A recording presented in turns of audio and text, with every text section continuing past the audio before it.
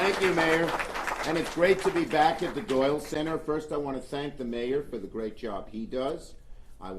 He's a wonderful, hardworking mayor who cares about every little corner of New Rochelle. I want to thank all the people at the center.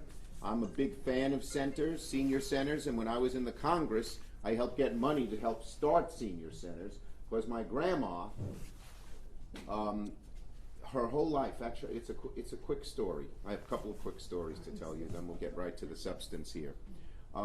My grandfather passed away at a young age, at 53. He was shaving, he just collapsed, had a stroke. As many happened, they'd been married since they were teenagers. She turned inward. You know, she got really upset and depressed. She'd stay in the house, she wouldn't see her friends, she even let her driver's license lapse. Well, a few years after that, a senior citizen center opened up in our district. And I said, Grandma, why don't we go? It's a nice center. Nah, I don't want to go. I'd asked 2 or 3 times, so I finally played a little trick on her. I said, Grandma, I'm going to take you out to lunch. Oh, okay. And I had arranged at this center that we would come up there, and there was a table of nice ladies sitting, and there was a chair for her. Sat her down. I didn't leave, but I stood in the corner, and she was eating, and they started talking to her. And on the way out, I said, well, Grandma, how was it? She said, well, not too bad. I knew I had her. And I brought her back the next few weeks. P.S. That became the center of her life. She became the president of the senior council. She was there for years, so I know how important these centers are. I'm going to tell you 2 more quick things since I've last been here at the Doyle Center. First, I've become a grandpa. And guess what my grandson's name is? Noah. Close to your mayor's name. Missing 1 letter. And one other nice thing, and I wish this on as many of you as possible. On D-Day, June 6th, my mom turned 91. On Flag Day, June 14th, my dad turned 96. And the blessing, one of the blessings, they celebrated their 70th anniversary on April 3rd. My brother looked it up. Very few people get to their 70th anniversary, 1 out of 10,000. So it was a blessing for us. You know what the record is for an anniversary? My brother looked that up too. 90 years, 291 days. In rural England, you didn't have a marriage age. And a couple got married at 14, and they each lived to 104. So there you go. Okay, now, less personal matters, although it is personal to me as well. You know, these robocalls are killers. You sit down to dinner and the phone rings. You sit down everywhere. They're bothering you all the time, and it's not just bothering you. Some of them, when you pick up the phone and answer it, they charge you money. Some of them, as Mayor Branson mentioned, are scams. They're trying to take money from you, and they are just, sometimes they're dangerous. Let me tell you why. What's happened is this. First, they're outrageous. There are so many. In the 914 area code, there were 12.6 million robocalls. In the 847, 14 million. You know how many calls in the United States? 3 billion. Why are they on the increase? Why are they occurring? Remember we had that do not call list? I was one of the authors of that law, and that worked for a while. For a long time, we didn't have them because you'd put your phone number on the do not call list, and you would not get calls. But technology let the bad guys get ahead of us. They can do 2 things. One, they can push a button and make 1 million calls, just to every number in an area. But even worse, they can hide the number they're calling from. These calls could come from Albania or China, but when it shows on your phone, it has a 914 area code. And sometimes they're so good, they have the numbers close to your own phone number. So let's say you live in an area where there are a lot of 646s. It would show 914-646 and then some other number. So some people have stopped picking up the phone when it's a number they don't recognize. But what if it's an emergency? What if it's one of your kids calling from another place? So it's actually dangerous as well. So all of this has created the problems. Another problem, they don't just call you at dinner, they call you in the middle of the night. How many of you have gotten these calls? Raise your hands. More than half. How many of you have gotten a call at 2, 3 in the morning sometimes and woken you up? Or during dinner? Yes. So you know what it's like. It's often many calls, and again, the technology has allowed the bad guys to start doing this. Many of them come from overseas. They're not even from America. Or they're an American who hires a number from overseas. The good news is this. We have caught up to their technology getting ahead of us. There's legislation that passed the Senate, bipartisan legislation, led by Senators Markey and Thune that I supported, that will stop these calls. It does it in 4 ways. The most important way, they can trace the call for where it came from. In other words, the caller can't disguise the number. So if they say it's a 914 number, they can figure out, no, it's not a 914 number, it's coming from Albania. And they were not, you can trace right through and stop them if they're using a false number, if they're not calling from a number that they're registered to, which really can stop these calls from coming through. We require, now there is this technology, and a couple of companies use it. Verizon uses it to allow you to break through as to what the real number is where the call is coming from.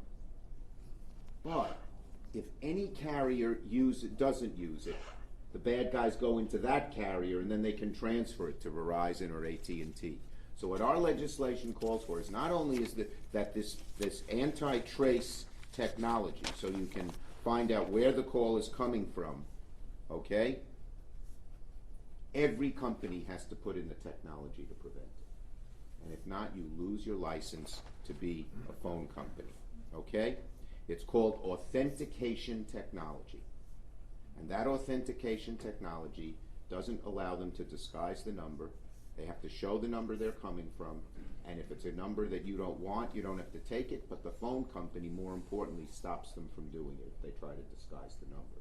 And if it's the real number, they're going to get caught. So that's the good part of it. Second, we raised the penalty to now it would be $1,000 per bad call. Since they push a button and make 1 million calls, you can imagine how much money that's going to cost them. Then we raised the statute of limitations. For some dumb reason, there was only a 1-year statute of limitations. In other words, if they had gone after them but they had made the call more than a year ago, they couldn't prosecute them. Now they raised that up to 3.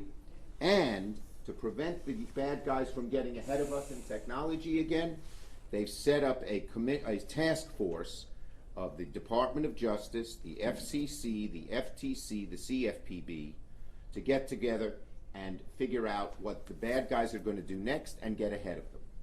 So if this legislation passes, the robocalls will stop. Just like they did with the do not call list.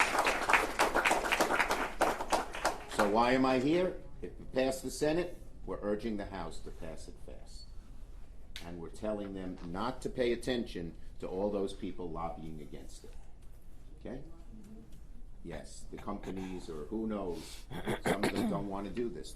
The actual phone companies, some of them don't want to put in this authentication technology, and we force them to. And if they don't put it in, they'll lose their license. So tough, too bad. That's their job, right? Not everybody can be a phone company. If you have the license to be a phone company, you ought to live up to your responsibility. So that's the legislation. And now, to just illustrate how bad this is, we have 3 nice people, all from New Rochelle, who are going to talk about their brief experiences. We have Reverend Deirdre Clark, Diana Luftig, and Roberta Dinerstein, who have experienced this problem. Who'd like to go first? She's a pastor, so she goes first. I can tell you spam calls and robocalls have become a part of our lifestyle. I know I look at my phone and I try to see who is this from, because I know it might be a robocall. And so I'm thankful for this legislation because I think it's very intrusive. I have kids, sometimes I need to know if it's kids, and it's a robocall. So I'm thankful for this legislation, and I hope that the House will pick it up too. Great. Thank you, Pastor. Well said. Now we have Diane Luftig. I agree. It's very disruptive. It's very intrusive. I get calls on both my cell phone and on my landline. One of the few people that still has a landline. And they've now, what they do is they disguise their message to make it sound like they're a real person calling you to tell you that your credit is in danger. You must call back immediately. And there are probably a lot of people who will call back and give personal information that will lead someone to get your bank numbers, get your credit card numbers, and potentially harm your credit. So not only is this intrusive and disruptive, it's criminal and dangerous. So I support this legislation, and thank you very much. Yeah, because they can disguise the number, they can do criminal things, so they will call you. And here's what they're going to say, okay? They're going to say, you haven't paid your taxes. We're going to come and arrest you if you don't send $3,000 quickly to this number. And people do. They get afraid. And then they're not traced, okay? Or they will call and say, you know, your loved one has been kidnapped. Send us money. And they scare people. And it's horrible. And these are criminal activities, but since you can't trace the number, you don't know who's doing it. With our legislation, you trace the number and you go after them. And now we have Roberta Dinnerstein. The biggest problem that I've seen with the seniors is fear. And people call and they put fear into your minds, the fear that one of your children have been hurt, and to send money. And I have experience with this living in Florida and living in a senior community there. So many of the people live alone and they welcome the calls because they're lonely, and so they do give the money. So that's my biggest thing, and I would definitely support. Right. Thank you, Ms. Dinnerstein. So that's the issue, and now we'll take some questions from the press on it. How many of you agree with the legislation? Raise your hands. There you go. Everybody. Okay, questions on this. Marcia Kramer, the famous Marcia Kramer from Channel 2 is right here. So, In Senator, her colorful shoes. so Senator, in the last week, I have received robocalls from, let's see, the Solomon Islands, Latvia, She said Ukraine, she's received robocalls from Solomon Islands, Serbia, Latvia, Moldova, Right. all kinds of wonderful places. So if I were to call back, how much would I get charged, and what would happen and to here's me? another thing they do. They have a call come from overseas, and if you call that number back, you get charged. You can get charged $8, $10 for a call. There are so many scams when they can hide the number that it's you got to stop it. So how angry are you that these I am things are going? furious about this because I've heard of people who lost senior citizens, as Ms. Dinnerstein said, who've lost thousands of dollars or hundreds of dollars because they sent money in. I've heard of people who did get an emergency call from a loved one but didn't pick it up because they thought it was a robocall. This can be very dangerous, very expensive for people and they're robbed. So if I could just give you a personal tip. Yeah. So there's a setting on your phone that it's called Do Not Disturb. Right. There's Because- a setting on your phone, do not disturb, Because she's saying. because I was getting the calls at 2 o'clock, 3 o'clock, Yeah, 4 in the o'clock in the morning. Right. And so I have my phone set not to take calls between, say, midnight and 5 a.m. So unless it's an emergency, they call back, then it'll go through. Right. This will save you. Yes. So you can, of course, do not disturb. I can silence my phone, but once you have it on, you're not protected. So what's the possibility that this is going to pass the The House? possibility is very high, and we're pushing it, and we want it to happen fast so it can get implemented. And if it passes the House now, it could be implemented before the holiday season. Will the president sign it? I believe he will. We'll see.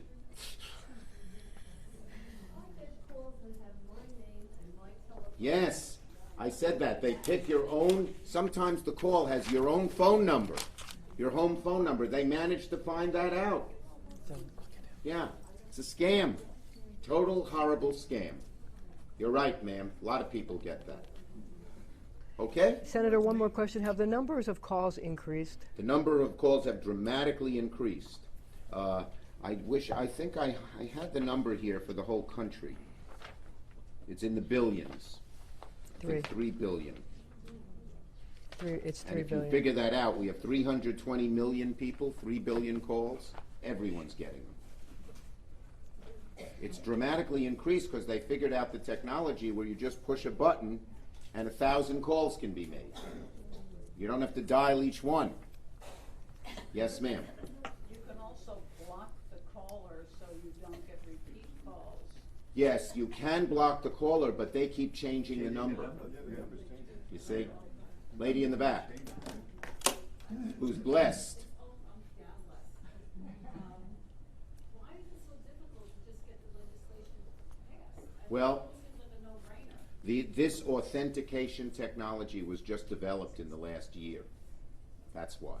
Before that, you couldn't do it, but now you can trace it all the way back. Even if they have 10 numbers, they tried to go to from this one, this one, this one, you can go back to the original and go after them. So, Senator, if there's authentication technology approved, what will it mean? Will it mean that the calls can't go through? Yes, it will mean the calls cannot go through.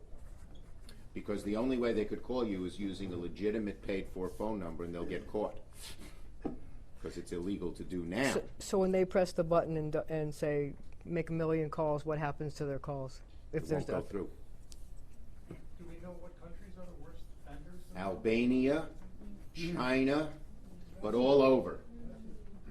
Russia, but some of those are Americans who use a foreign number to try and hide.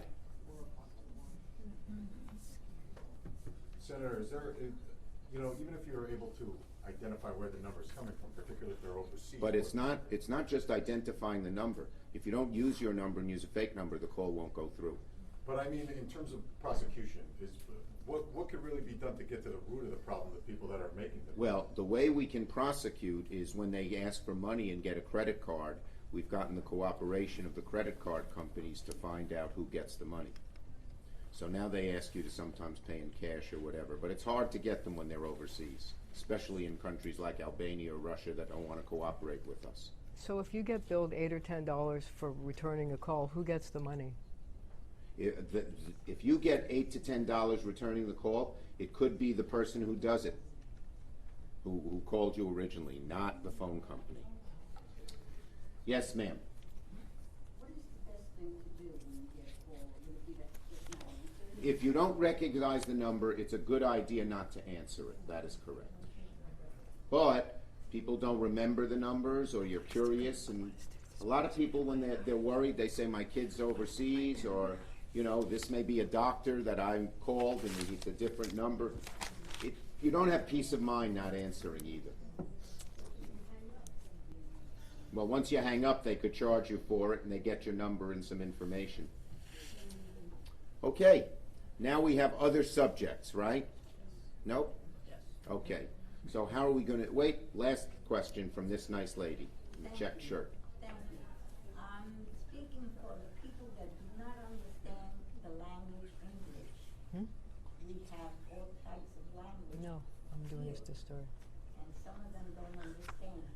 Is this information being done for them that do not understand? Yeah, look, the call is a number, so that works in any language and it won't go through. Okay. All right, now I know people want to hear about Iran a little bit, the news media, so I'll say something on that. How's that?